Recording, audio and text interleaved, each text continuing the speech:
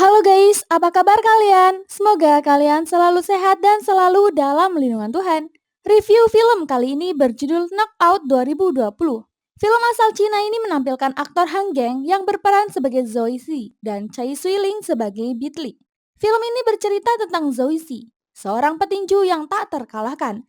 Namun di balik kemenangannya, Zhou mendapat bencana yang merenggut nyawa istrinya dan akhirnya Zhou harus membesarkan putrinya yang mengidap penyakit leukemia seorang diri. Lantas seperti apa perjuangan Zhou demi kelangsungan hidup putri kecilnya? Baiklah, tanpa basa-basi lagi, inilah alur ceritanya. Di awal film kita diperlihatkan dengan salah satu petinju profesional bernama Zoe Si yang saat ini sedang bertarung dalam kejuaraan dunia. Diketahui jika Zoe selama ini tidak pernah kalah dalam setiap pertandingan. Sampai-sampai Zhou alias Zoe diberi gelar Sang Raja Tinju. Namun terlihat kali ini lawan Zoe yang sama-sama kuat membuat Zoe hampir kewalahan menghalau serangannya. Untung saja Zoe masih bisa menghalau lawannya hingga keluar arena. Setelah berhasil memenangkan pertandingan, Zoe kembali ke ruang ganti untuk menemui istrinya. Sang istri yang bernama Mina kala itu sedang hamil tua. Zoe yang sangat mencintai istrinya nampak tak sabar untuk menyambut lahirnya anak mereka. Suatu malam, Zoe sedang merayakan kemenangan bersama timnya. Tiba-tiba tersiar kabar bahwa lawan Zoe yang baru saja dikalahkan kini sedang koma di rumah sakit. Bahkan dokter memvonis bahwa umurnya tak lama lagi. Hal itu tentu membuat penggemarnya geram pada Zoe, hingga teman-temannya itu nekat melakukan penyerangan terhadap Zoe malam itu.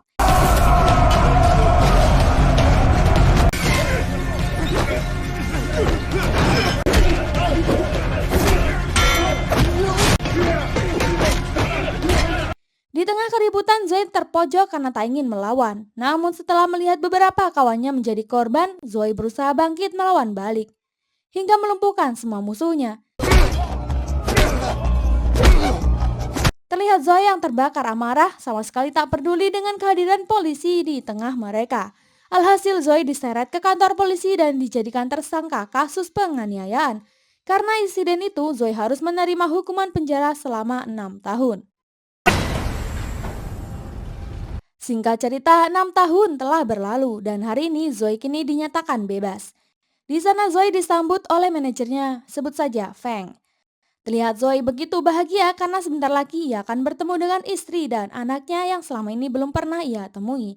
Di tengah perjalanan, Feng mengungkap hal yang mengejutkan, bahwa Mina telah meninggal dunia 3 bulan yang lalu akibat kecelakaan.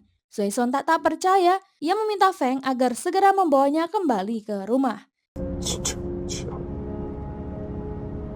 Setibanya di sana, Zoe sepertinya belum bisa menerima kenyataan ditinggal istri tercintanya. Ia hanya meratapi bahwa semua kejadian karena kesalahannya sendiri yang tak bisa melindungi Mina dan anaknya.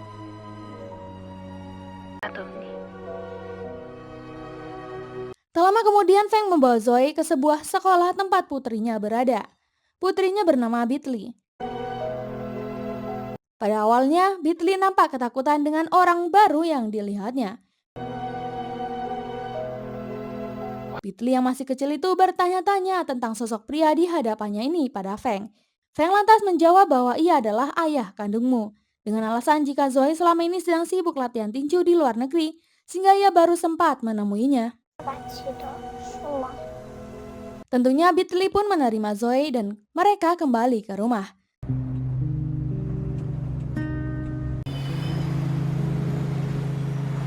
Sesampainya di rumah, terlihat Bitli yang terus memandangi foto Mina. Bitli menangis karena mengingat ibunya. Zoe pun memeluk putrinya dan berusaha menenangkannya. Di sini Zoe berjanji tak akan lagi meninggalkan Bitli. Esoknya Zoe datang ke pemakaman almarhum istrinya. Zoe yang terus menyesal berjanji di depan makam bahwa ia akan selalu menjaga putri mereka dan akan selalu setia pada Mina sampai akhir hayatnya. Setelah itu Zoe mengajak Bitli ke tempat latihan tinju untuk bertemu dengan timnya. Semuanya berkumpul dan mengadakan pesta kecil-kecilan sebagai rasa syukur. Kini Zoe telah bebas dari penjara. Awalnya Feng dan rekan lainnya nampak bahagia dengan kembalinya Zoe di tempat ini. Namun tiba-tiba Zoe melontarkan perkataan kalau ia tidak akan lagi melanjutkan jadi petinju dan hanya akan fokus membesarkan Bitli. Ditambah lagi perutnya yang kini sudah buncit. Feng dan rekan lainnya sontak merasa kecewa dengan keputusan Zoe tersebut. Namun mereka tak dapat memaksa Zoe dan membiarkan Zoe memilih jalan hidupnya sendiri. Malam harinya setiba di rumah, Zoe mencopot foto-fotonya yang dulu menjadi seorang raja tinju. Beberapa hari kemudian terlihat Zoe mulai mencari pekerjaan. Akan tetapi beberapa perusahaan menolak dengan alasan Zoe memiliki catatan kriminal. Hingga suatu waktu, Zoe akhirnya diterima bekerja sebagai kurir. Tanpa pikir panjang, Zoe lantas menerima pekerjaan tersebut. Esoknya, Zoe harus bangun lebih awal untuk mempersiapkan keperluan anaknya sebelum ia berangkat bekerja.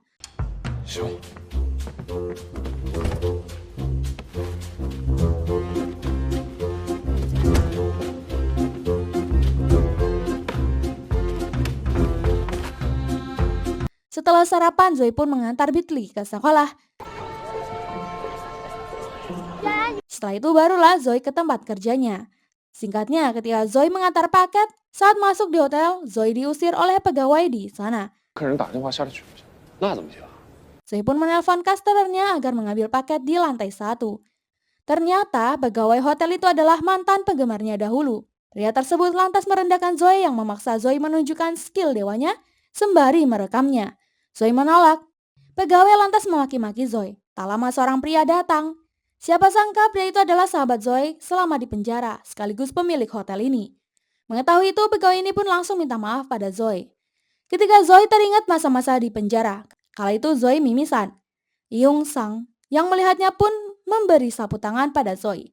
Di sini Yung Sang menawarkan Zoe untuk kembali menjadi petinju setelah keluar dari penjara agar bisa membantu masalah keuangan Zoe. Tapi Zoe menolak. Lanjut cerita, Zoe dan Yung Sang mengobrol bersama. Mereka terlihat sangat akrab. Tiba-tiba Yung Sang berkata, "Kau berhenti menjadi petinju dan memilih menjadi kurir." Zoe pun berkata, "Ini adalah pekerjaan yang layak." Yung Sang merasa sangat sayang jika Zoe hanya jadi kurir. Ia lantas meminta Zoe kembali bertinju dan ia akan membayar 2 kali lipat. Tapi Zoe tetap menolak dengan ucapan terima kasih dan Zoe pun segera pergi. Scene berlanjut. Di rumah Zoe menyuapi putrinya. Di sini terlihat bahwa Zoe sangat menyayangi putrinya. Hari terus berlalu, nampak Zoe telah terbiasa dengan profesi barunya sebagai kurir sembari mengurus putri kecilnya. Namun, suatu ketika saking fokusnya bekerja, Zoe sampai lupa telat menjemput Bitli di sekolah. Bitli terlihat kesal pada ayahnya. Zoe pun langsung memeluknya dan minta maaf tak akan mengulanginya lagi. Esoknya Bitli demam parah. Zoe pun menghubungi bosnya. Zoe berniat meminta izin tidak bekerja karena Bitli sedang sakit. Sialnya si bos tak kompromi, yang langsung memecat Zoe. Kini Zoe bingung mencari pekerjaan di mana lagi. Malamnya Zoe datang ke lapangan tinju untuk menemui Feng. Zoe berkata ingin bekerja di tempat ini, namun bukan sebagai petinju. Ia menawarkan diri sebagai seorang pelatih atau bahkan cleaning service saja. Sebab Zoe sudah tidak peduli apapun profesinya, yang penting ia bisa menafkahi putrinya. Sebagai manajer sekaligus sahabat Zoe, Fang akhirnya luluh dan mengabulkan permintaan Zoe. Esoknya Zoe bersama Bitli pun datang bekerja. Bitli terlihat senang. Zoe pun memulai pekerjaannya. Di sini, Zoe salvok dengan fotonya di masa lalu sebagai raja tinju. Tak lama kemudian datang seorang murid baru Zoe yang akan dilatih. Masing-masing adalah Bom-Bom, si gemoy yang ingin menurunkan berat badannya. Selanjutnya ada wanita yang ingin belajar tinju demi menghajar kekasihnya. Dan satu lagi si kurus, ia bertujuan untuk memukul orang yang terus saja membulinya. Tanpa pilih-pilih apapun tujuan mereka, Zoe langsung saja melatih mereka. Malamnya tersiar berita di televisi bahwa seorang pria telah meraih gelar Raja Tinju menggantikan Zoe. Pria itu bernama Igawa Yuji. Feng lantas berkata, semenjak Zoe berhenti, Igawa kini menjadi juara bertahan. Bitli yang juga berada di sana nampak kesal mendengar hal itu. Bagi Bitli, ayahnya tetaplah sang juara. Zoe pun menenangkan putrinya. Lanjut cerita, Zoe kembali melakukan aktivitas seperti biasanya, menjemput Bitli ke sekolah. Lihat teman-teman Bitli menyemangati Zoe. Rupanya si kecil Bitli memberitahu temannya bahwa ayahnya adalah sang juara yang akan menggantikan Igawa. Zoe pun tersipu dengan tingkah putrinya. Di rumah Zoe dan Bitli makan bersama. Di sini Zoe bertanya apa cita-cita putrinya setelah dewasa. Bitli berkata, ia ingin menjadi penulis yang akan menulis tentang ayahnya. Zoe terlihat bahagia mendengar impian putrinya itu. Setelahnya, Zoe membawa Bitli ke tempat latihan. Sesampainya di sana, Feng memberitahu Zhou bahwa seorang wanita tengah mencarinya. Zoe pun langsung menghampiri wanita tersebut. Ternyata wanita kaya ini tak lain adalah Ibu Mina alias mertua Zoe. Zoe sontak terdiam karena Ibu Mina menampar Zoe. Zoe nampak pasrah. Ibu Mina menganggap kematian putrinya adalah murni kesalahan Zoe.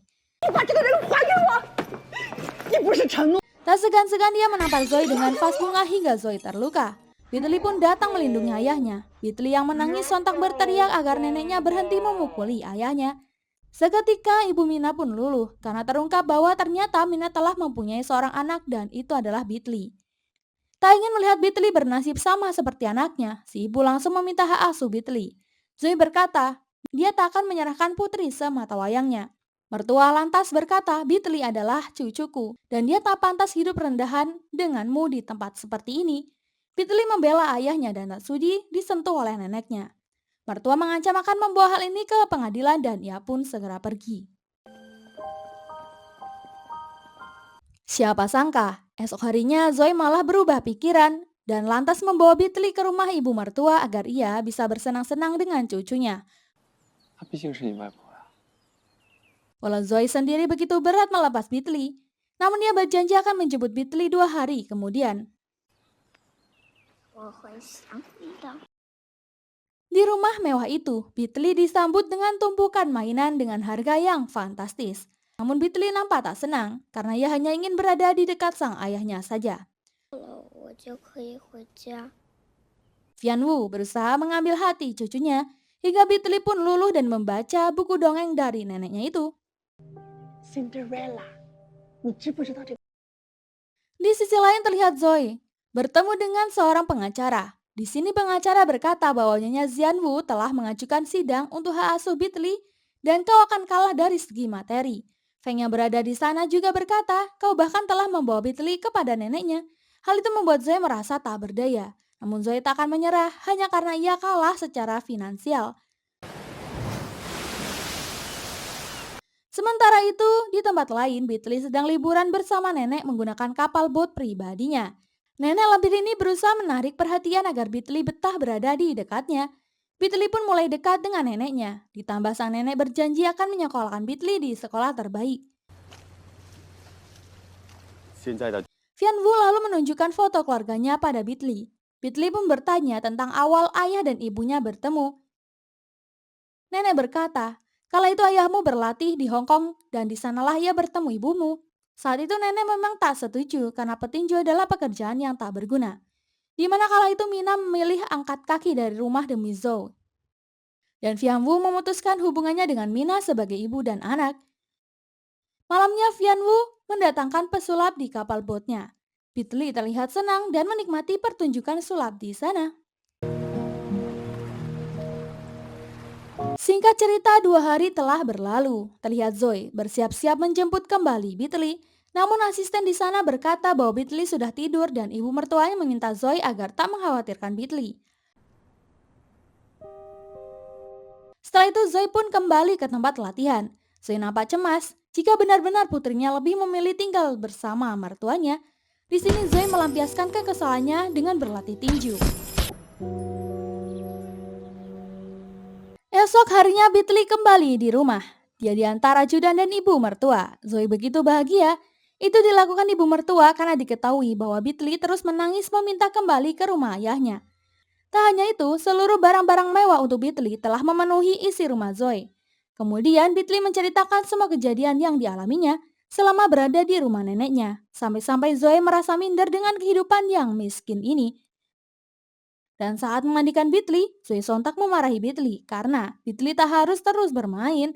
Beatley harus belajar. Beatley pun sedih sebab itu pertama kali ayah memarahinya. Seminggu kemudian, persidangan Beatley pun digelar. Dalam sidang itu, Vianwu berusaha menjatuhkan Zoe dengan pernyataan bahwa Zoe telah mencampakkan Mina yang sedang hamil dan lebih memperdulikan karirnya hingga akhirnya nyawa Mina tak terselamatkan. Zoe pun membenarkan perkataan ibu mertua dan berkata, aku memang suami dan ayah yang buruk. Tapi aku telah kehilangan istriku dan aku tidak akan menyerahkan putriku. Vianwu kembali bersaksi bahwa dia mendapati Zoe membawa Beatley di klub tinju yang kotor. Seharusnya Zoe mengajari putrinya yang sedang masa pertumbuhan. Tapi Zoe malah mengeksposnya di olahraga kekerasan. Zoe lalu berkata, aku berjuang mencari nafkah, karena itu aku tidak selalu bisa memberikan yang terbaik. Tapi ini tidak berarti aku tidak mencintai putriku. Whitley terharu mendengar ucapan sang ayah, lalu guru dan teman Feng pun bersaksi bahwa Zoe selama ini tak pernah lalai merawat putrinya, meskipun ia harus bekerja keras siang dan malam demi membesarkan Whitley. Zoe meninggalkan karirnya. Whitley pun berkata, aku tahu nenek mencintaiku dan dia luar biasa. Tapi saat ayah memelukku aku merasa ibu masih bersamaku. Ayah sangat menyayangiku dan tidak akan meninggalkanku. Karena itu jangan pisahkan aku dengan ayahku. Semua orang pun terharu mendengar ucapan si kecil, karena itu hak asuh pun jatuh pada Zoe. 家了，爸爸。 Malamnya Zoe bersama timnya merayakan syukuran atas kemenangan dalam sidang tersebut. Lihat teman-teman Zoe ikut bahagia.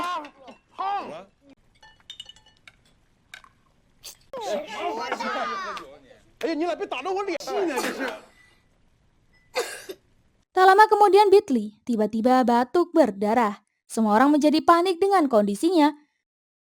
Dengan cepat Whitley dilarikan ke rumah sakit. Di rumah sakit Whitley merasa sangat kesakitan.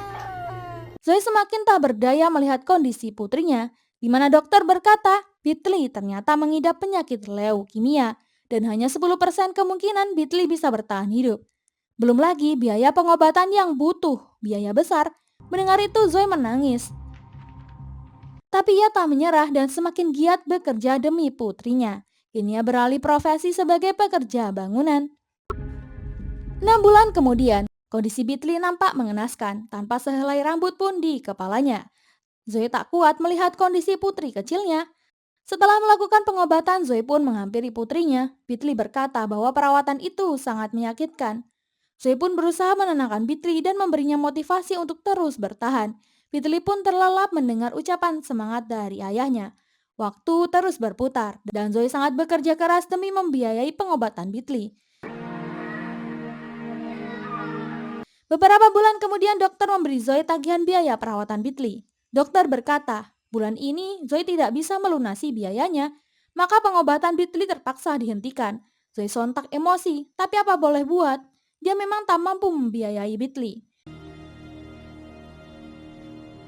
Tak ingin terjadi apapun pada putrinya, Zoe terpaksa bertemu dan mengemis pada ibu mertuanya untuk meminta bantuan biaya rumah sakit. Namun di sini bukannya memberi solusi, ibu langsung meluapkan emosi pada Zoe. Ia kembali lagi menyalahkan Zoe yang dianggap tak becus mengurus Whitley. Zoe terpaksa berkata, ia akan memberi hak asuh sepenuhnya pada ibu mertua asal ia mau membantu biaya pengobatan Whitley.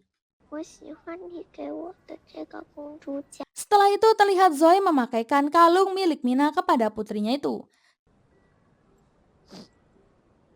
Sebelum ibu mertua datang mengambil alih dirinya, di sini Zoe berpamitan kepada Whitley, namun Whitley tak mau berpisah dengan ayahnya. Dengan rasa sedih, Zoe harus tega menyakiti putrinya sendiri.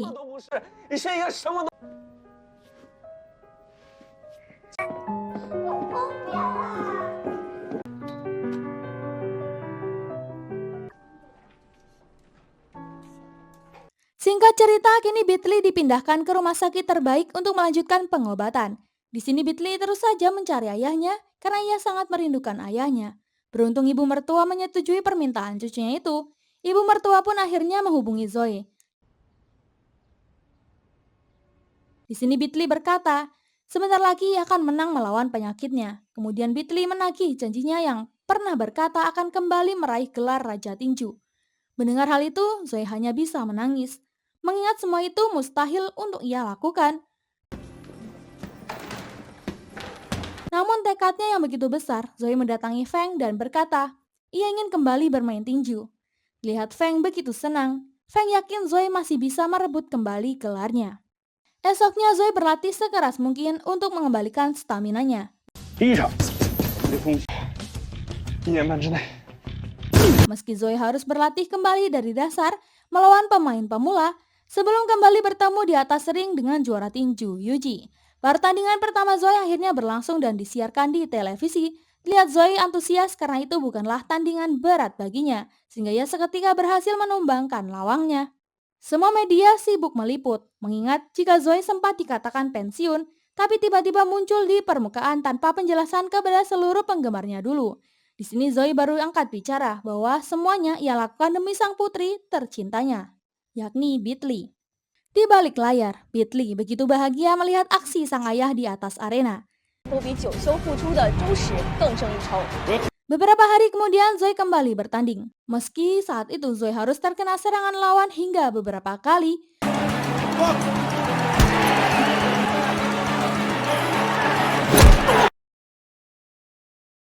Pertandingan semakin memanas. Untungnya Zoe bisa membalikan skor hingga mengalahkan lawannya tanpa ampun.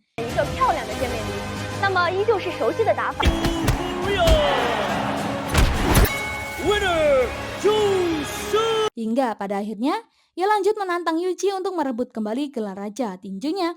Melihat ayahnya sering tampil bertanding, kesehatan Beatley semakin membaik. 说我有进步，我在电视上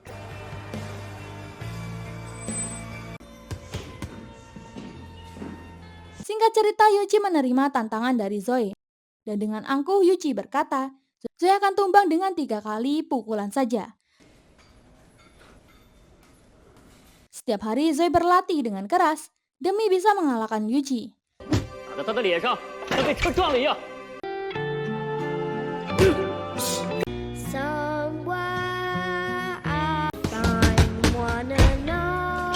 Di sisi lain memperlihatkan Beatley dan ibu mertua bersiap-siap ke arena pertandingan menyaksikan langsung sang ayah bertanding. Meski ibu mertua sebenarnya tak ingin lagi berurusan dengan Zoe, tapi demi Beatley, ibu mertua terpaksa menurutinya. Sebelum pertandingan dimulai, Zoe tiba-tiba mencukur botak rambutnya sama seperti anaknya. 日本東京ドーム体育館极快出道几年就拿下了中量级世界冠军。 Dan tak lama kemudian pertandingan pun dimulai. Terlihat di atas arena, Yuji terus memberi serangan maut kepada Zoe. まるで鉄人のように，就是好像铁人一样不怕。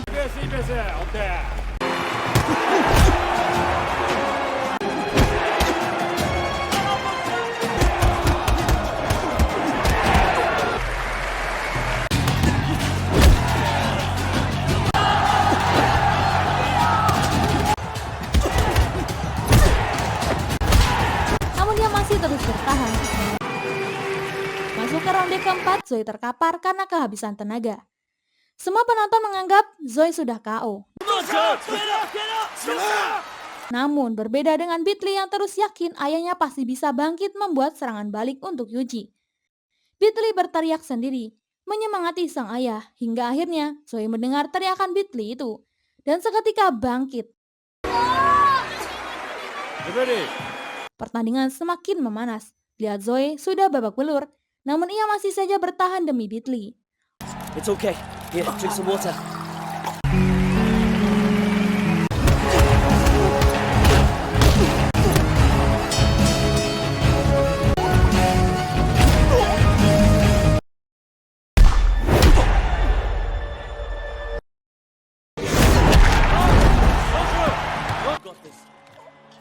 Ronde pertandingan silih berganti hingga memasuki ronde akhir.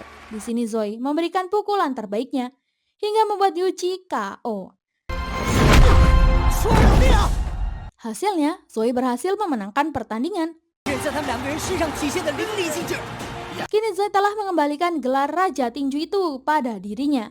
Sementara itu ibu mertua turut memberi tepuk tangan pada Zoe karena ia ikutan bangga.